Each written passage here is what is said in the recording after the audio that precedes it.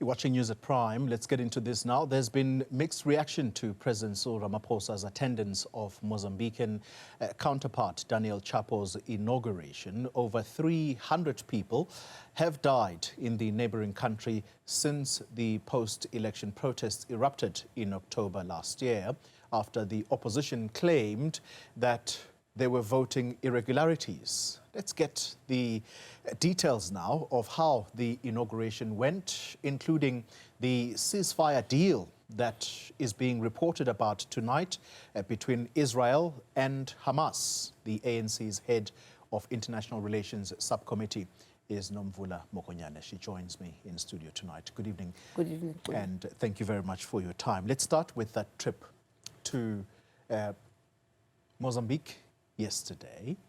The inauguration, for many South Africans who have seen very violent scenes coming out of Mozambique, they'll be wondering what the mood is like in the country, and in particular on a day that was meant to be the inauguration and perhaps celebration as a new president is inaugurated. How would you describe the mood in the country right now? Thank you very much for inviting us. We were in Mozambique. We have been in Mozambique during the elections. And what happened yesterday was a culmination of the respect for the rule of law by Frelimo, as well as the recognition of the Constitution. And thirdly, a demonstration that we have seen all stages or steps of lodging disputes being exhausted, and now the Constitutional Court, which is the Supreme Court of Mozambique, came to confirm that Comrade Daniel Chapo is the authentic president candidate. He is now the president. And of course, what was also quite important was to see our president there for the following reasons. We are neighbors. There's been serious economic and political instability in Mozambique, and it is precisely because of our own concerns about the effects of an unstable Mozambique on our own economy, in our own social conditions, and hence we have always seen the plight of the people of Mozambique being something that we need to work together to resolve so that we avoid some of the challenges that we are going through. So the jovial mood also demonstrated a historical relationship of Frelimo and the African National Congress, but also a relationship of the two countries that have been colonized. And thirdly, a commitment towards dealing with three areas that Comrade Chapo also spoke about: peace and security. That also includes border management. The second one, a binational relationship around economic diplomacy.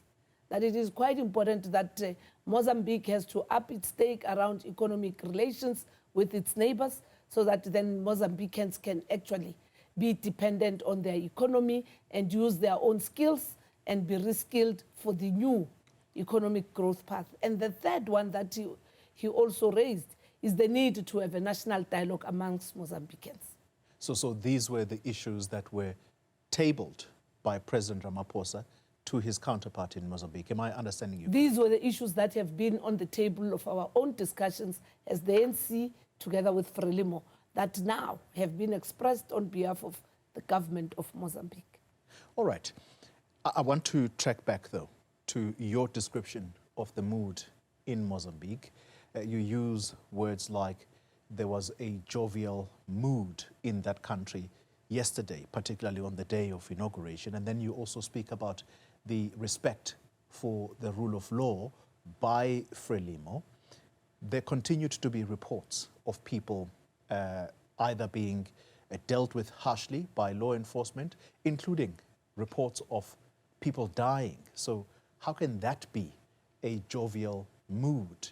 Does that not talk to perhaps the delegations of the various regional leaders who congregated there, but were under a very securitized environment where you are insulated from what is happening outside. I wouldn't want to miss that, because the ANC will always tell us here that it leads government through the will of the people. So does that tally with your description? It tallies very well. Firstly, you will remember that those that have fueled instability and those that have traveled across the world trying to trivialize the election processes of Mozambique, having also subjected those election results to a due process, have actually won not more than even 15% of the vote.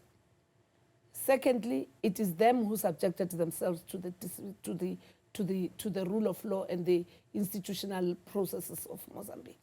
Of course, what you may not know is that some of us were not just confined to being amongst those that were guests there. We interacted with ordinary Mozambicans who say, finally there's authority. Because throughout this period, there has been that uncertainty about what is going to happen. Now there's authority, and now there is President Chapo being elected, and now the institutions must act and act in the interest of Mozambicans. Ordinary Mozambicans, even today, are saying what has happened is an unfortunate situation, and that's why even as the ANC, we supported the interventions by Comrade President Cyril Ramaphosa, his envoy, and our continuous engagement with our comrades in Frelimo. This is something that should have never occurred, because those who respect the will of the people, we got 40%. We didn't go to the streets. We embraced it. And that is why it's jarring, and I'm sorry to cut in. That's why it's jarring for me that the ANC would endorse the kind of action that we have seen on the ground. The ANC has not endorsed. When you say Frelimo respected the rule of law, who is accused of killing ordinary civilians and being heavy-handed? Is it not the police under the government of Frelimo? What has happened was people being incited to disrupt and undermine that transitional period. What is unfortunate, and that's what I also appreciate even today during the national prayer in Mozambique, that Comrade President Chapo actually said, we need to dig deeper as to what exactly had happened, and those who have contributed must actually be held accountable. That on its own reassures Mozambicans that this is not something that is going to be left unattended. The confusion that was there, the misinformation that was there, and I think part of what has also been a problem was the heavy-handedness of the authorities, but that does not actually then have to be attributed to Frelimo per se, because the leader of Frelimo waited patiently to be sworn in after the courts have actually resolved all that.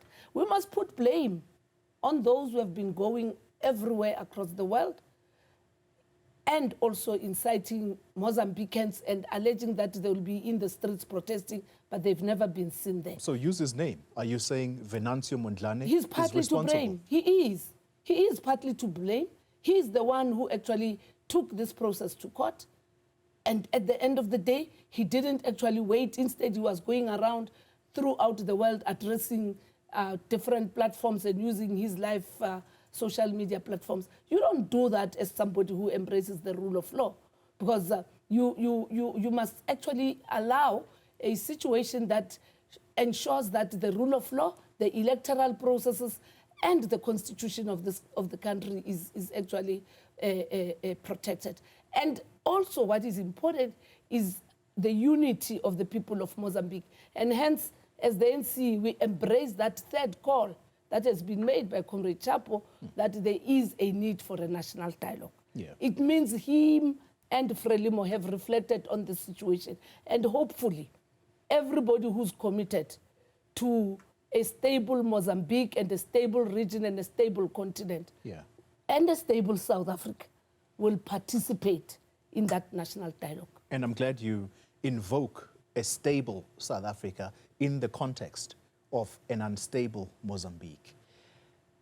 At the heart of the disenchantment of what appears, at least from television scenes that we see, is that the sizable number of people that are unhappy about the election outcomes, yes, you say they are incited by, among others, Venancio Mondlane, but the ordinary human being on the road, part of what they have been saying is that the failure to create jobs in Mozambique has resulted in very harsh economic realities on the ground for people, and that is why you see a massive community of Mozambican nationals who come to South Africa legally or illegally, and they then find themselves in places like Stilfontein, where they die harshly. Could South Africa do more than just quiet diplomacy, which is what, by the way, President Mbeki was accused of in Zimbabwe? That country still has not come out of the economic doldrums. So are you going to apply the same in Mozambique when you can clearly see the signs? Surely you will appreciate that there's never been any quiet diplomacy around these issues. We've had a series of bilaterals, both at the level of Frelimo and the African National Congress. We have a binational agreement between ourselves and Mozambique. And South Africa itself has to play a meaningful role in making sure that there's intra-trade, not only between ourselves and Mozambique, but also with our various other neighbors. Very soon, at the political level, we'll also be hosting, as the African National Congress, a summit to then come and look not only on political relations, but on economic development across, because we are interdependent. So that is beyond quiet diplomacy. In fact, we want to take our relationships to a level of economic diplomacy, where issues of common interest around the economy become things that we take South Africans and Mozambicans along, but we also exploit the proximity between ourselves and the infrastructure and the challenges to skill and reskill, but also to have intra-trade amongst ourselves. Whilst we are on the question of Mozambicans who come to South Africa or find themselves in South Africa, we can't overlook what has happened at Stilfontein.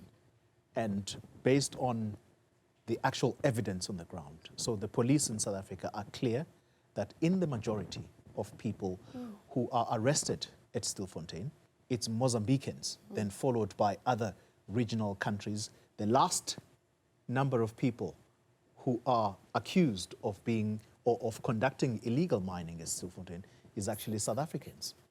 So what I would like to ask of you is what the Minister of Mines has contended. In fact, he repeated it this week, that illegal mining is tantamount to economic sabotage, and our regional countries or neighbors, they have to come on board to stop what South Africa sees as economic sabotage. So my question to you is, how sharply then do you raise these issues with your counterparts on the continent, particularly as it relates to illegal mining?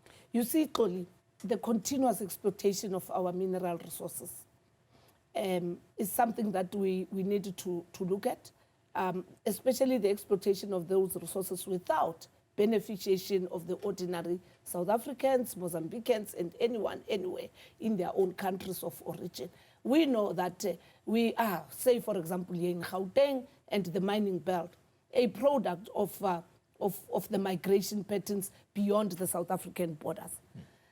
In the discussions until now, and I'm yet to find out from Newzroom as to when are we going to bring big business and those that have deserted those mines to come and account. Because part of what is also a bigger challenge is about the polluter as well as the one who has exploited, who has hardly been fingered. I want to also know, how have they been recruited? Because part of our intelligence weakness is exactly that, the tracing of people from their place of origin to where they end up, but also how the product moves from that illegal mining to wherever it is going to be sold. But you just answered yourself. So You I'm said saying, weak intelligence. Why do we I'm have saying weak that. intelligence? That's exactly what I'm saying. Weak intelligence and a biased media, most. That does not bring... Let's call the mining houses. Let's track what happens when people come out of those mines with illegal products and who actually takes that product and where does it end. Because if we're not going to deal with that as well, from recruitment to location and from location to the disposal of that particular product, we will forever be fighting on these issues. We believe, and I can say this with authority, I come from one community that has been highly affected by these things. Some in the mining sector are involved in this because there's no Mosotho Mozambican who can go and take those products and sell them abroad. There must be a thorough investigation because these ordinary people that have passed on and may their soul rest in peace are casualties of exploitation, are casualties of abuse, are casualties of porous borders, and are casualties of underdevelopment, both in our country and in their countries of origin. I want us to conclude on Stilfontein before I take a break, therefore. The body count from Stilfontein, the numbers as they stood yesterday, 78 people have died. And as you say, they are casualties of exploitation. Who must be held accountable for that calamity? I wouldn't want to immediately say somebody must be held accountable, but we must all take responsibility of finding the ultimate culprit that has lured people through them underground, fed them, until when the police came and said, this is illegal mining, people must come out. And nobody came out to say, it's us who have sent people underground. Because this is an organized crime. This is an organized crime. This is economic exploitation. This is abuse of vulnerable and poor people. So we need, as South Africans, all of us together, to not begin by apportioning blame, but we need to, all of us, say who actually is behind this. Of course, it's not the people of Stilfontein or the people of Kagiso who lures people into those places. And of course, it is our weaknesses in terms of the migration patterns and also the new laws of the mines where when they close, they don't care whether they are able to take their workers back to their places of origin. We need to deal with that. The third one, it's an unstable economy across the region. We need to deal with that issue. And finally, we need to then find the person who gets the product from this exploitation and abuse, as well as loss of life. On that point, we are going to end the conversation on Stilfontein, but stay with us because when we return, the United States, the President of the United States, has declared a ceasefire deal between Israel and Hamas. We know that in South Africa, the government took very decisive steps, even going as far as the International Court of Justice. That discussion coming up. You're watching News at Prime. We are in discussion with the ANC's head of international relations, Nomvula Mokonyane. Ms. Mokonyane, thank you for staying with us. Let's move on now to the Israel-Hamas conflict. In fact, many people... Israel-Palestine. Sorry, Israel-Palestine conflict. There is what is being announced as a deal by the US government, but by the time I came on air this afternoon, the Israeli cabinet was still meeting in order to either rubber stamp the deal. At the same time, they're suggesting that Hamas is now putting on other conditions to this. The government of South Africa was very, very decisive on this. They went to the International Court of Justice to say there's genocide being committed by Israel against the people of Palestine. Talk to us about what your reaction is when you hear that there is a ceasefire deal that could be in the offing. Thanks. That's a very important development in the world. Any effort, the ANC believes that any effort that seeks to contribute to a solution that can promote national sovereignty of Palestinians has to be welcomed. We also are quite humbled by the fact that it is the United States that made that announcement. We appreciate the facilitation of the negotiations and the discussions through Qatar up to now. How then does this get implemented? We hope that the facilitators will move closer and ensure that those that they have actually had an influence on will appreciate that they can move beyond this. But this also vindicates the ANC and the South African government on our stance, that this situation is not just a situation that has a serious effect on the Palestinians, but it has an impact on the world over. Yeah. It has an impact also on peace-loving people of Israel. And therefore, up until we find a solution, and the first step is ceasefire, and immediately after the ceasefire, it must be access and the opening of the movement and transportation of food, of medical goods, especially in those areas that have been hard hit by the acts of the Israeli apartheid government. Secondly, what we hear about what Netanyahu is doing, typical of him, but it's good that his big brother is now raising this matter. As for where we stand, the NC believes that the South African government must continue with this process because it's no longer even a South African government alone. There are many other nations, there are many other formations that have commended and have actually pronounced their participation and interest in ensuring that there is justice and accountability. And in this instance, we believe that this is but one of the aspects of what was a ruling made previously. Yeah. So, of course, let's observe and let's continue then to show the world that it was a correct decision, a very, very serious decision that we paid a price for as the ANC, but we are committed to pay that price because we have come through that same experience of the people of Palestine. So given these developments of a ceasefire deal, by the way, I'd love to hear from you whether you think it is going to last. Does this change or influence the ANC's attitude in the ongoing processes around the ICJ? That is the process that the government of South Africa started. Are you saying that that must still go on? Actually, this is an implementation of a ruling that was made.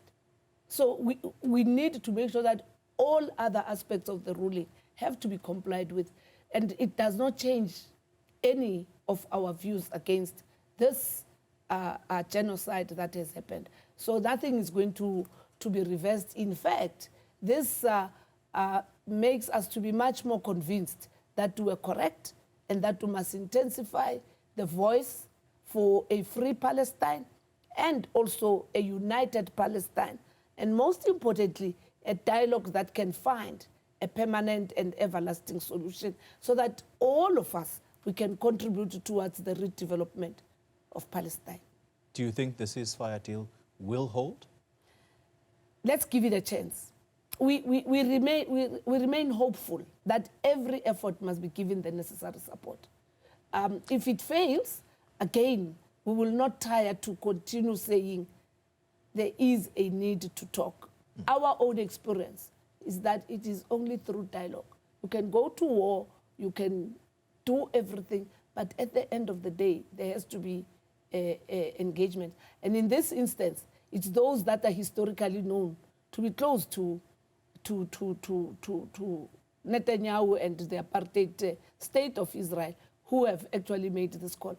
And we appreciate that, but we do believe that this is not the end, but a beginning of the implementation of those conditions that can find a process towards a self-determination for the people of Palestine, national sovereignty for Palestine, and multinational contribution towards the reconstruction of Palestine. And I'm glad you talk about those that are closest to the Israeli government right now. And so you can't talk about what has gone on in the Middle East without invoking the name of the United States. On Monday, President Trump will be inaugurated. You have clearly not changed your stance, at least as a party, towards Israel. Do you think the relationship between government to government, as in South Africa and the US, will sustain, given the attitude you have or you continue to hold towards Israel? We have sustained it even in other difficult moments. When we took a stance on the blockade of Cuba, we sustained the relationship. We've sustained it under the Republicans, under the Democrats. During our own time, we had friends in the United States of America, because the ANC is not anti-America. The ANC is against the dominance and the arrogance that comes with a single state, assuming that it has influence over many other nations. That's what we are opposed to. And in this instance, we believe that our relationship can be strengthened by the very utterance that has been made, the call for ceasefire, because it's what we have raised. So it is a step in the right direction, and it is something that will continuously manage in terms of relations. Even from the side of the ANC, we do have friends in America. We do have formations that stand with us. We do have very influential individuals who support our stance and who believe that South Africa is a very strategic partner for the United States, because it is not only us who stand to benefit in this relationship. It's a relationship that both nations stand to benefit. When you talk about friends that the ANC has in America, who are your friends as a party in the United States? We do talk to the Black Caucus. Mm-hmm. We do have influential formations such as your Jesse Jackson foundations. We do have some in the Democratic Party who work with us. You know, the relationship that was actually strengthened by Bill Clinton and President Nelson Mandela. And now, just now recently, you know that we have had our Department of Trade and Industry also going into the United States of America, engaging the Black Caucus and other representatives in the United States on the issues of economic trade and AGOA and so forth. So we all need each other for mutual benefit. Of course, each one of us has to put our national interest. And in this instance, our national interest is about peace, it's about stability, it's about inclusive growth, and the shared prosperity of the two nations. Two questions in one as we sum up the conversation. The President of South Africa, are you aware? I know this is possibly a government matter, but I mean, he is a deployee of the ANC. Is he going to be in attendance on Monday at that inauguration? But second of all, South Africa is the president of the G20 group of countries.